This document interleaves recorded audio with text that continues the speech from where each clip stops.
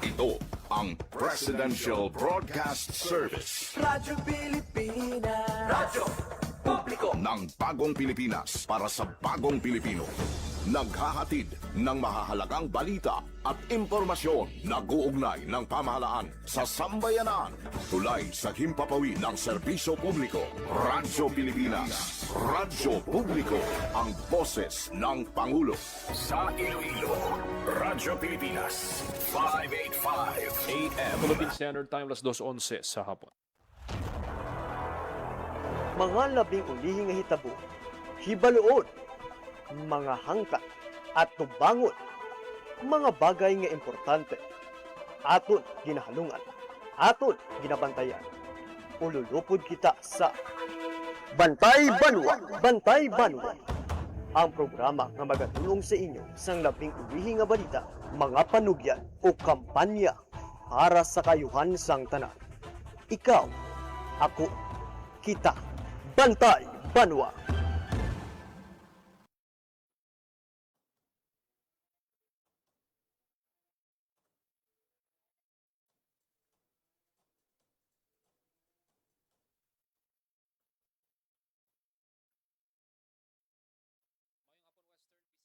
Mayong hapon, syudad kag probinsya sang Iloilo. Welcome sa pagpangalagad sang programa Bantay Banwa. Miyerkules nga edisyon kita, Agosto 19, tuig 2026. Programa nga magadulong sa inyo sa labing uli nga balita, mga panugyan kag kampanya para sa kayuhan sang tanan. Inang inyo alagad kag anchorman Joseph Paul Noblesa Tarosa. Ululupod kita subong nga hapon diri sa Radyo Pilipinas Iloilo. Sa aton nga mga balita nga patpaton subong nga hapon, mga kabiyanan, kasunod sa nagluntad nga shooting incident sa bahin sang Zamboanga, Ateneo de Zamboanga University. Nagapangabay mga kabiyanan, no, ang mga tagdumalahan nga kuntani ang ining insidente, dapat mas mangin responsable kita.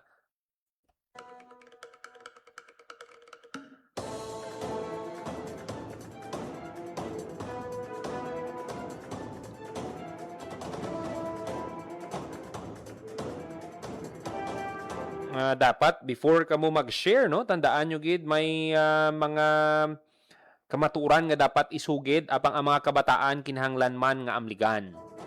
Iti basi bala tungod sang natabo, madasig ka mo nga nag-share dira sang mga picture sa mga bata nga wala nyo gani ginbutangan sang ano na bala, no? Butangan mo bala nga ma-blur bala, no? Oo, isa pa gid na. Tapos pang share nyo tong video bala sang shooting incident.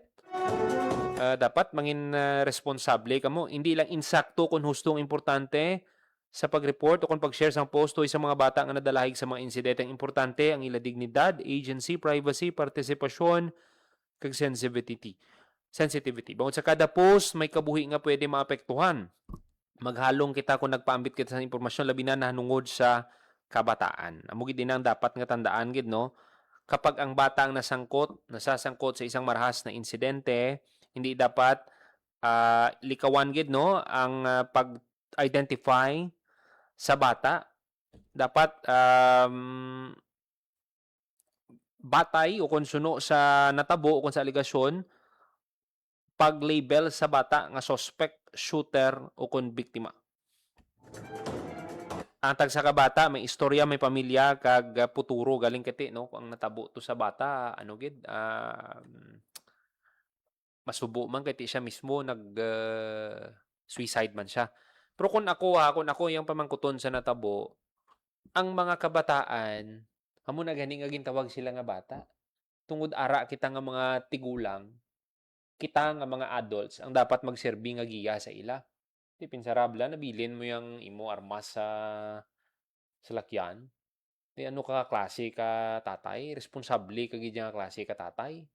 Kaya nga ang armas mo ya, ginbilin-bilin mo lang ya ang curiosity sang bata. Kagti kon dalom na ang problema sang bata, ti nadalman pagid. Kag mas nadalman pagid. Amo na nga dapat mag ano kita, no, mag Itsindihon ta nga aton bata gid. Abi niyo ang pinaka-best gid nga obrahon ninyo gid. Sa padulong niyo sa inyo balay pagpauli ninyo, halin sa malawig nga oras ng pag-duty, balaan ko kapoy gid kamo no. Tagaan niyo gid sang oras ng bata niyo.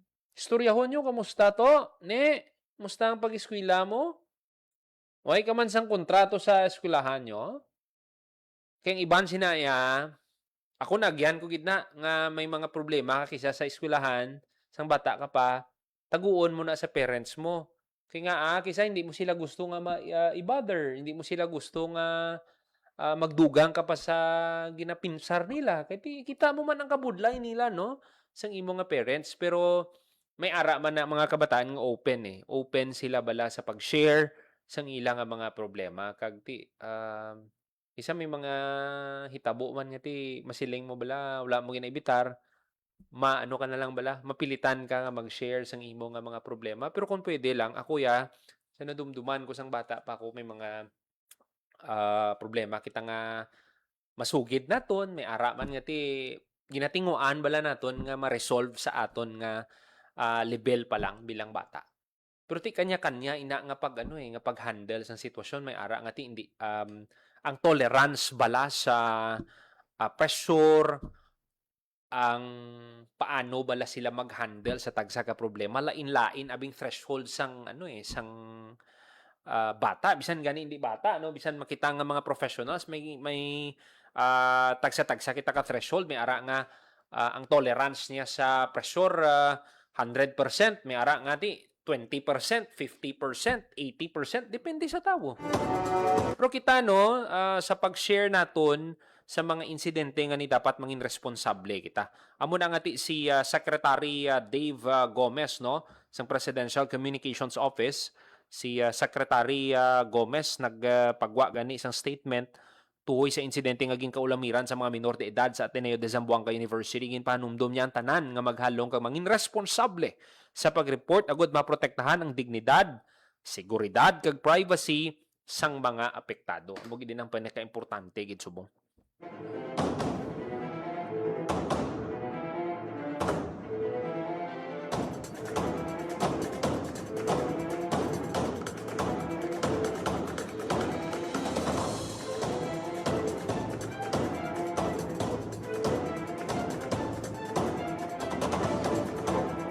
Nagpalabot man sang simpatya no kag pagkasubo si Senator Bongo no sa sining insidente nga pagpangtiro nga nagluntad sa Ateneo de Zamboanga University.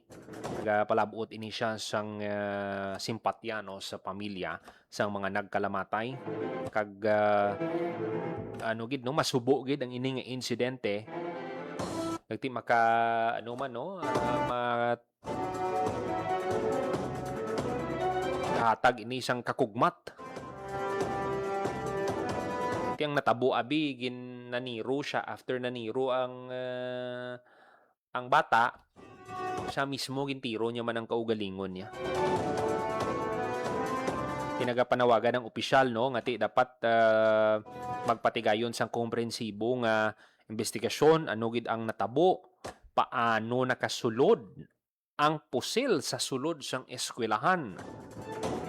Paano nagka-access ang isa ka bata sa pusil? May mga lapses bala sa seguridad sang campus? Ila lamang ini no sa mga critical nga palamangkutanon nga dapat masabat. Di lamang bilang chairman ng Senate Committee on Youth, bilang isa ka ginikanan man na nagahatag sang malasakit sa safety sa mga kabataan.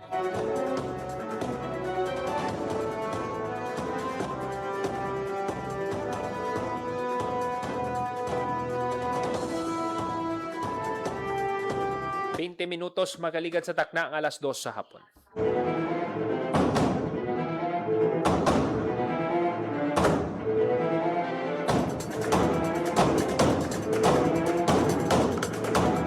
Inatamyaw naton sang maayong hapon si Ma'am Krishnan Paras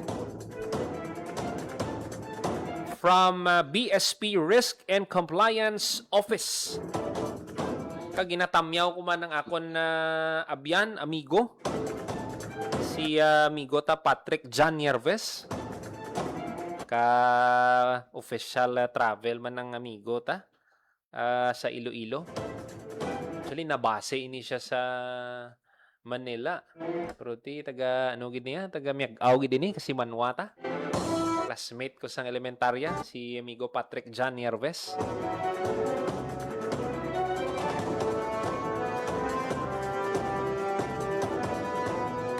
minutos magaligad sa takna nga alas 2 sa hapon. Ang iban pagit nga mga balita no natuhoy sa sining shooting sa Ateneo patpato na to no karon diri sa gihapon no sa aton nga pagpangalagan. This time magakuha kita sang report from LTO 6 mayara lang sang 160 ka deputized personnel ahensya ginako nga kulang sila sa Tinawo. Kauntang detalye sa report ni Jenel Baclay. Radyo Pilipinas Report. Nel?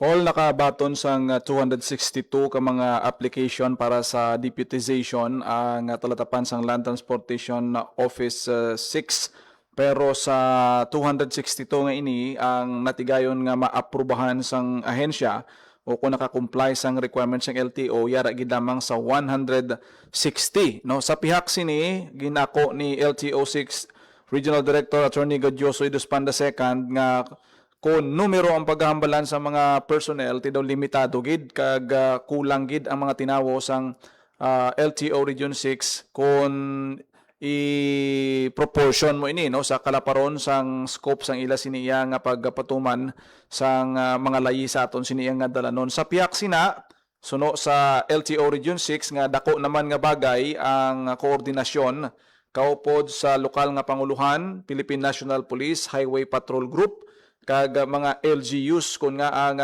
ilan na pabilin ang epektibo nga patigayon sang enforcement operation sa diin nga as of now naka-record ang LTO sang 55,000 ka mga apprehension o kon mga violation ini sa mga motorista nga na-record sa bilog nga Western Visayas.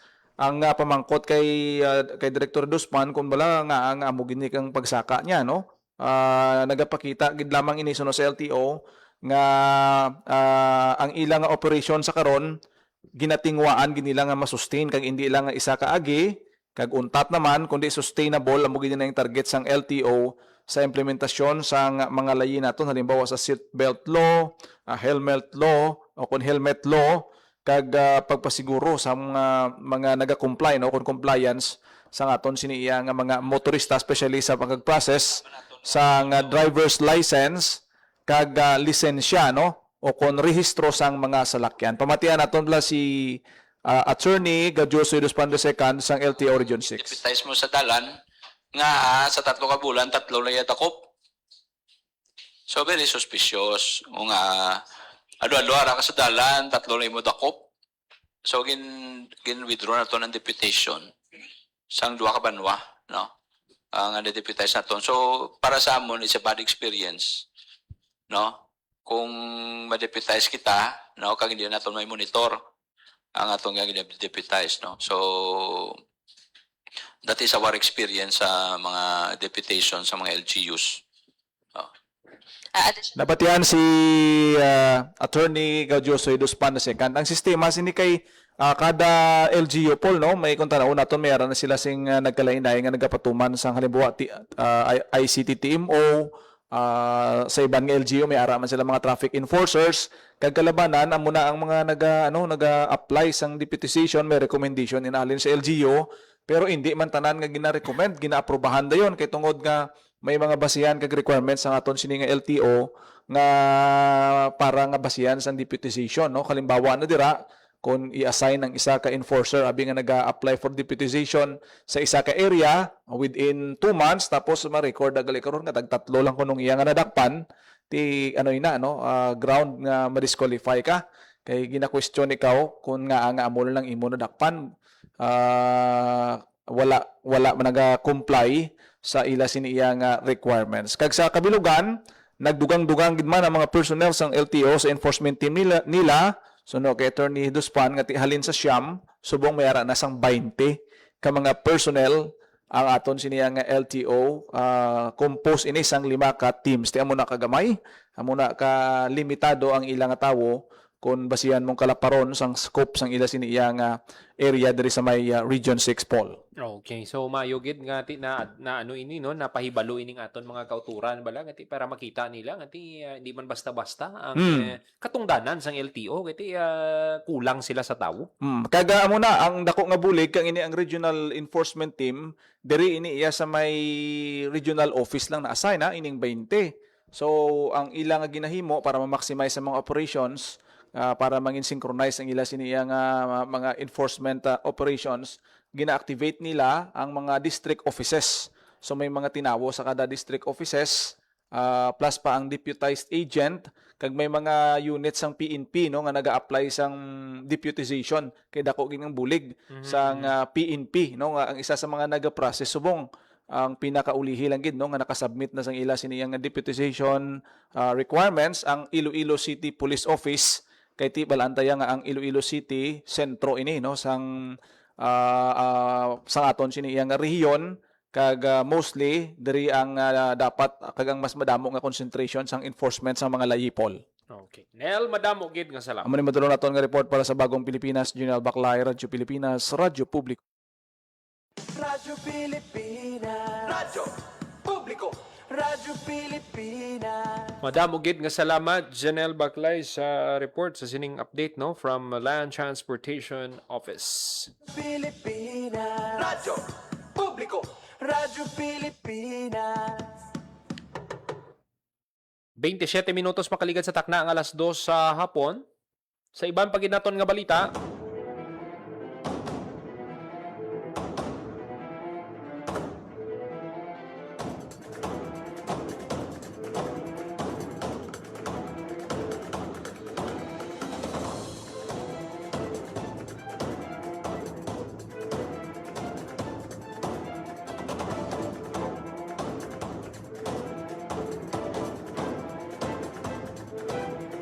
magatag lang kita sa pila ka mga pahanumdom, magkabalik lang ang programa Bantay Banwa. Magandang araw, si Dingdong Dantes po ito. Minahaba ang bahay mo. May simple checklist ako para sa'yo. Una, check your outlets.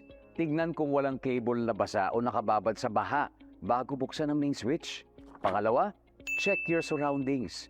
I-check kung may mga naipong tubig sa mga paso o gulong o iba pang maaaring bahaya ng lamok para maiwasan naman ang pagkalat ng dengue.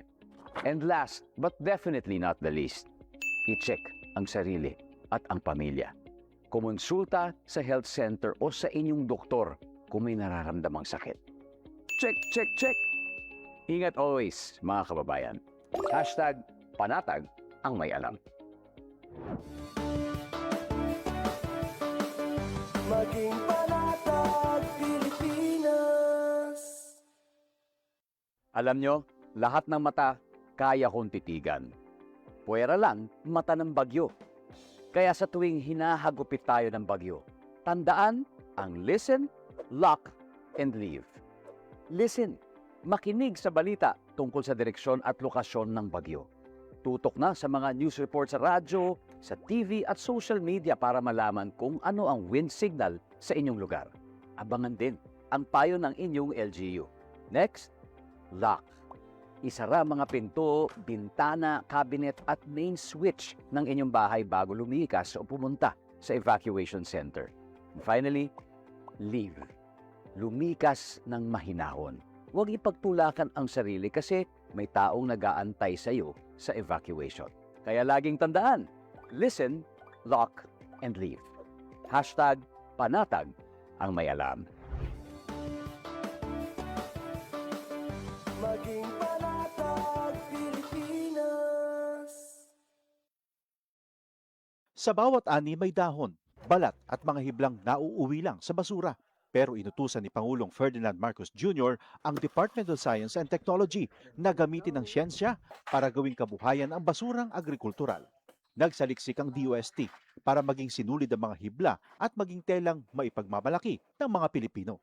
Ang utos sa pamamagitan ng paggamit ng mga dati-rati ay tinuturing na agricultural waste, palaguin ang industriya ng tela, yung telang Pinoy. Last week, dumayo ang Pangulo sa Vintar, Ilocos Norte. Nasaksihan niya ang DOST training ng mga magsasaka sa pag-extract ng mga hibla. Rice farmer sa vegetable farmer po ako, pero nung nagkaroon kami ng benepisyo galing sa DOST po ay nagiging bamboo fiber extractor. Pati bamboo.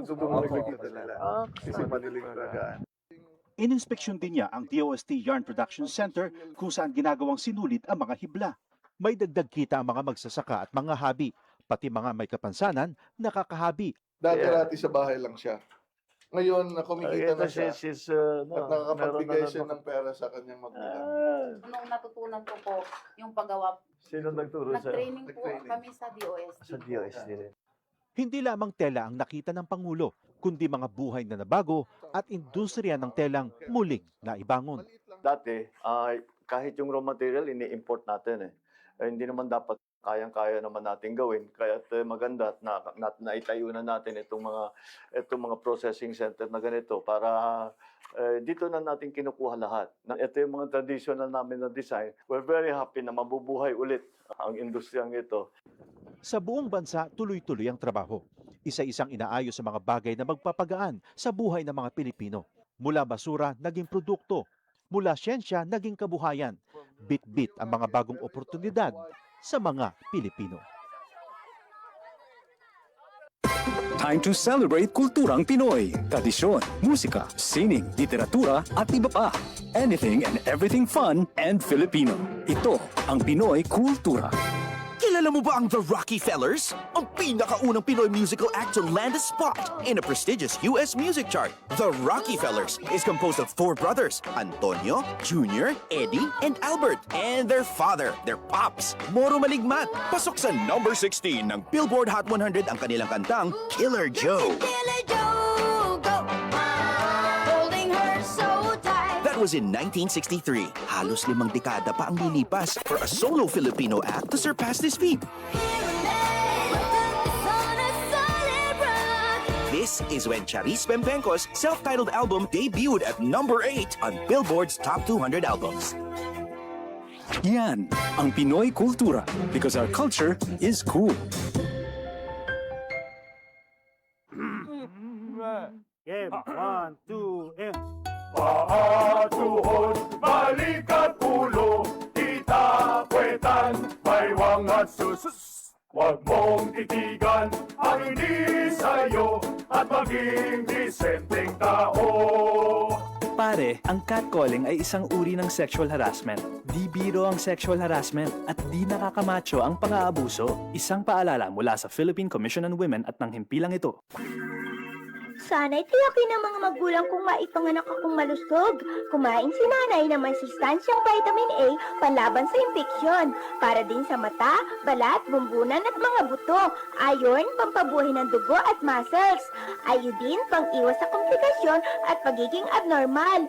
Importante din ang check-up kay doktor. Kasi healthy nanay, ganda buhay.